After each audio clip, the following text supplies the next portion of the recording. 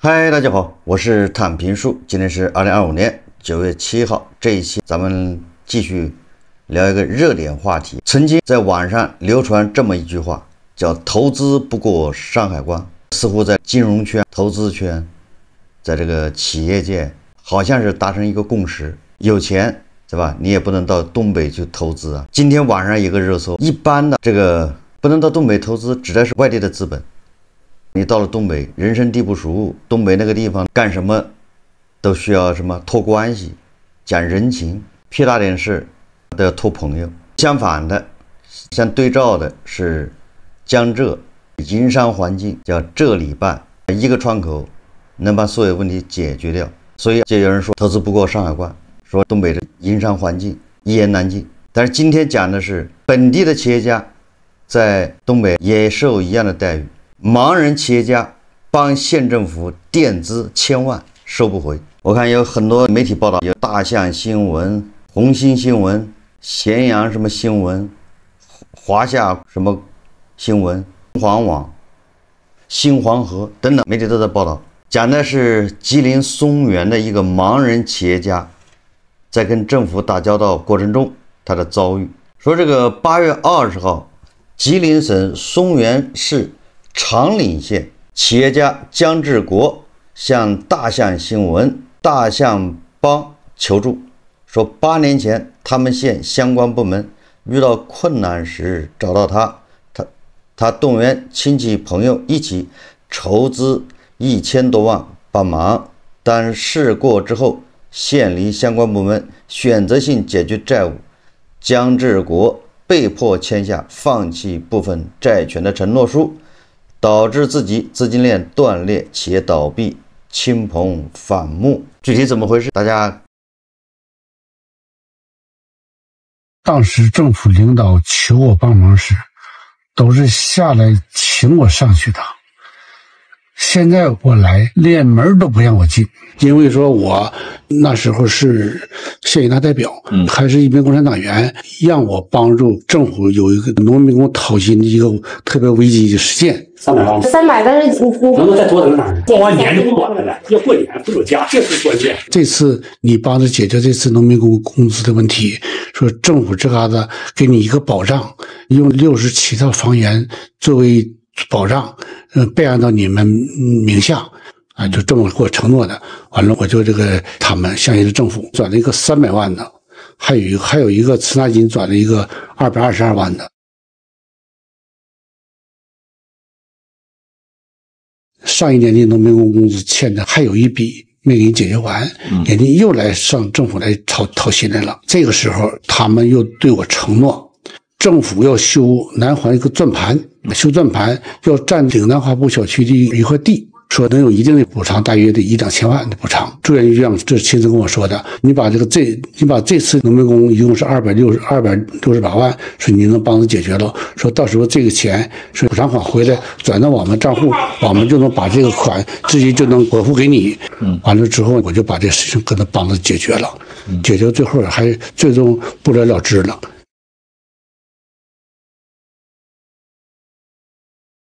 2019年的秋季，回迁户上访要求回迁，房源就不够，这不是有备案到我名下有60多套吗？住院局局长王庆祥就亲自上我家来找我，完了之后就反复找了好几次，完了之后就谈，就说你能帮助政府把回迁户房源这事情解决了，明年承租公司接盘，你这所有的债权总和都能给你收回来。我说我这房子拿出去得给我一个手续啊，我只是唯一有这点这个房子在我手是个抓手。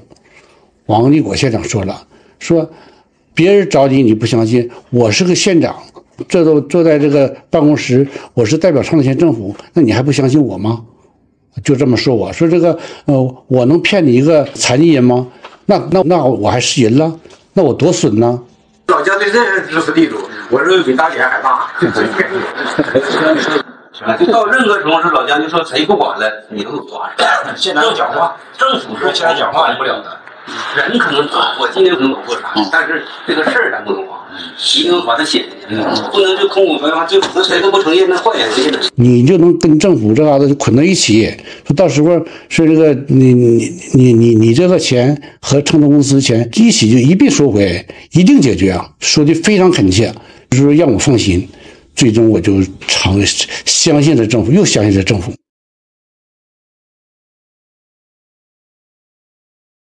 一次又一次，他们都是骗局。政府遇到困难来找到了我二话不说，我还动员我亲戚朋友一起帮助政府解决困难。事过之后，政府迟迟不兑现承诺，导致我亲朋反目，天天来催债，来我家催债，企业倒闭，无法经营。我在想，我帮助政府解决困难，还能落到这种下场？如果我的事情不得到妥善的解决，以后政府有困难，谁还能出来帮忙？看完视频，恐怕很多人也大概其知道了这个事情的一个来龙去脉。按照老规矩啊，只有一方面的信息，那你不太好判断这个事情。只有原告没有被告，当事人出来说了，对媒体讲了这么多，但是另外一方，也就是政府部门，并没有说法，也没有回应，所以我们很难说这个信息全不全。就按道理来说，一般像这事在网上一暴露之后，媒体一曝光，那么地方政府应该要回应的，有没有这个事，到底是怎么回事，是会不会成立一个工作组调查一下，应该这样。如果因为人家矛头直指政府，你就应该出来回应，你要不回应，时间长了，假的也是真的，真的更是真的。所以这个应该第一时间回应。那根据我看这个视频，我按照这个常识，按照我这个经历，我来分析。首先，第一反应，它应该是个高利贷。理由是什么？你看这个视频内容里面，本金500万，但是给他房产是67套抵押过户到名下，67套500万，那合着一套只有8万块，一套房子8万。2018年的房价正高的时候啊，所以它对应的债权应该不是本金500万，恐怕还加上利息。这第二个，它后面经过法院调解啊，你看它本金400多万的利息居然1000万，这个高利贷非常厉害。第三个，也只有高利贷在法院的调解下，他才可以这个叫什么放弃债权。所以这个事情的故事本身很有可能是地方政府在18年那个时候大干快上的时候，地方的城投上了很多项目，最后都烂尾，导致农民工工资都没钱给。咱们在媒体报道中看过很多，比如说贵州新城几百亿的债务啊，在那个大山里面修那些什么土司楼是吧，造景点，全部烂尾，形成大量的坏账。那吉林松原恐怕也是，连农民工的工资都没得给。为什么农民工工资暴雷呢？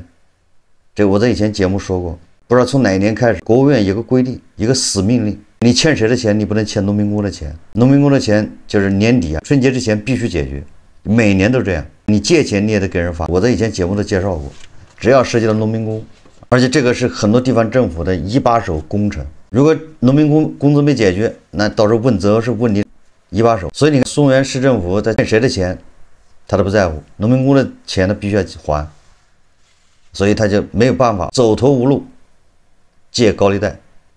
政府借高利贷，他这个利息太高了，当然也合理。你想象一下，那个时候17年、18年，大家回忆一下，或者可以翻一翻那个过去的报道。那个时候信托利息是多少？收益就是信托给房地产那个利息都是18%，年化18%呀，20%的都有。记住了，这是信托，可不是什么民间高利贷40%、50%都有。就一年你借100万，年底你还150万，这个是比比皆是。所以你看，那个时候资金成本特别高，地方政府逼急了，借高利贷。我在以前节目也说过，一般的借钱从成本从低到高，你缺钱，你首先跟谁借？先从银行借，银行的贷款利息是最低的。好，银行的钱你拿不到了，因为你没有抵押，你从银行拿钱需要抵押，但你没有抵押物了，银行的钱你拿不到。当然最低是在股市拿股民的钱，那不要本钱的，不要利息，拿了还不用还，说好听点叫融资，拿股民的钱那是最便宜。银行贷款，如果银行贷款没有怎么办？第二就是信托了，信托比银行贷款贵，但那也比其他的要便宜。但是信托也得有抵押物，有征信措施，它抵押物比银行的风控措施就要弱一点。银行只要你的房子，只要你的地，其他东西它不认。信托房子地你给银行了，那你股权有没有？有没有其他的矿产啊？也可以。边角料，比如车库，信托它也要，所以它的成本就要高一点。那信托完了之后，什么谁？私募基金资金成本就更高了。人家靠什么控制？人家靠证章共管，名股实债。他把钱借给你，他不能借给你，他把钱投资变成股权，你拿钱去花，完了之后你要把这股权回购回去。信托这个私募就把钱拿走了，那你到时候不回购怎么办呢？这不徐老板、王老板干的不都这事吗？他没钱回购，暴雷。所以为了你到时候有钱你要回购，他就把你的账户、把你的公章、财务章、合同章、执照全给你管起来。你每进一笔钱，每出一笔钱，我都来管，最终确保你到时候有钱去回购我这个股权，相当于就把我钱还了。私募的成本更高，那最高的就是高利贷了。所以你记住了，一般的是借到高利贷的时候，是说明已经走投无路，饮鸩止渴。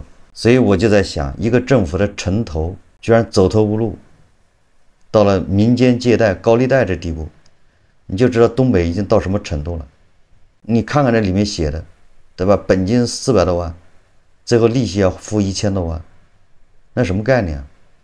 你干什么能赚1000多万？这越干窟窿不是越大吗？超过银行利息的4倍以上的高利贷，法院是不支持的。所以你要到法院去告，法院调解会直接把你这个银行利息4倍以上的给你调掉。完了之后，你以前政府按4倍以上付的利息还退回去。所以这个盲人企业家说他债权被迫放弃，应该跟这都有关系。这是我对这个事情的一个分析。实际上我看出，首先是地方政府，东北的地方政府已经惨到什么程度了？那是2017年、18年，那现在所以说东北的鹤岗是吧？房价成了白菜价，就大家就好理解了。经济低迷到什么程度？政府只能借高利贷。第二个，这个盲人企业家姜志国啊，那也是人高义胆大呀，艺高人胆大呀，敢跟政府做高利贷生意，那是充分的信任政府。大家都知道，一旦人跟你借钱的时候，那是好话说尽；一旦钱接到手了，对不起，欠钱的是大爷。当然，我不是说这个盲人企业家姜志国放高利贷不好什么的，这我不从这个角度说问题，我们不要从道德角度去审判。那个时候环境放高利贷，毕竟不犯法，只是法律不保护超额的部分。如果犯法，早就把他逮起来了。我是说，他胆够肥的，他太自信了，太相信政府，居然跟政府放高利贷，一个敢放，一个敢要，一个敢给他找。所以说，他把什么亲戚朋友的钱都借了，放高利贷。那是不是地方政府赖账？地方政府说白了，那个项目烂尾的多了去了，你这个事情早烂尾了。所以他回头再算这个账的时候，清算他就肉疼。你看，就借了500万，结果本金500万要还，利息还1000多万，政府肉疼。星光不离旧事，这个事情是我上一任整的这事，我如果来当这个县长，我也不会给，肯定要谈判。但是啊，你这么干，坏处就是，好处把大头的钱保住了，因为你付的不就是大头的钱吗？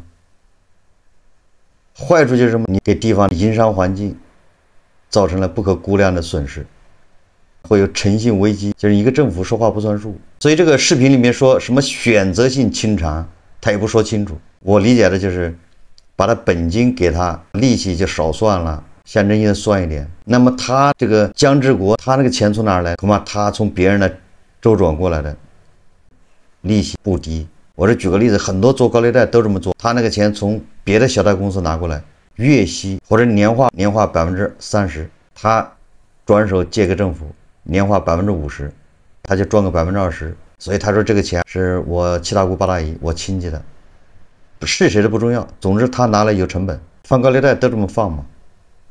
但是你到这政府最后协调解决的时候，他可不管这些，本金给你，利息按10%给或者5%给，那这个姜志国他就赔了。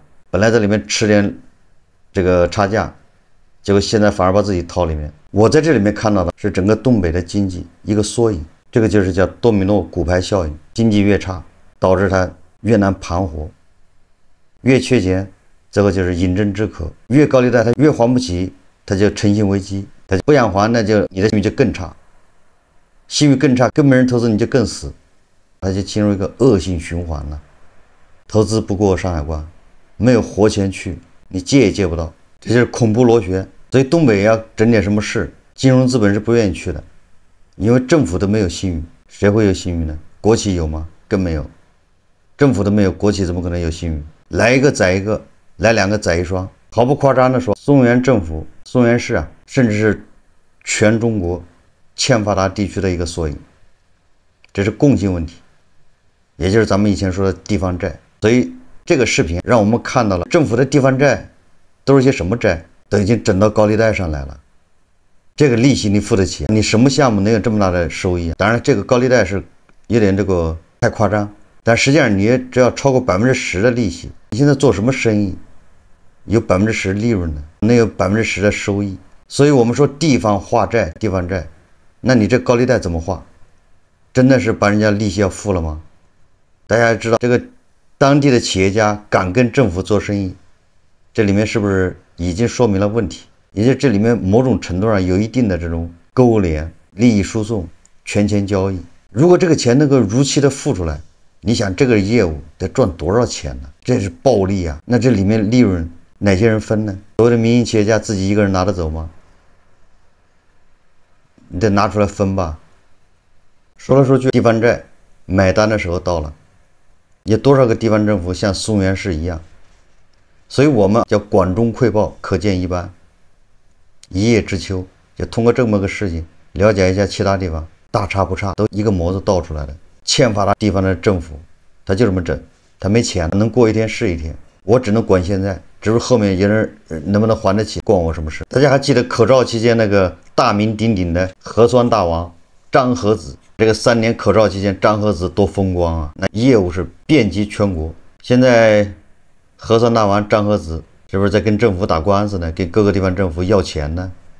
应收账款，大家都欠着他钱，地方政府没钱给。好，这期节目啊，咱们就聊到这里，感谢大家收看。如果喜欢我的节目，欢迎订阅转发，也可以在下方留言评论，谢谢大家。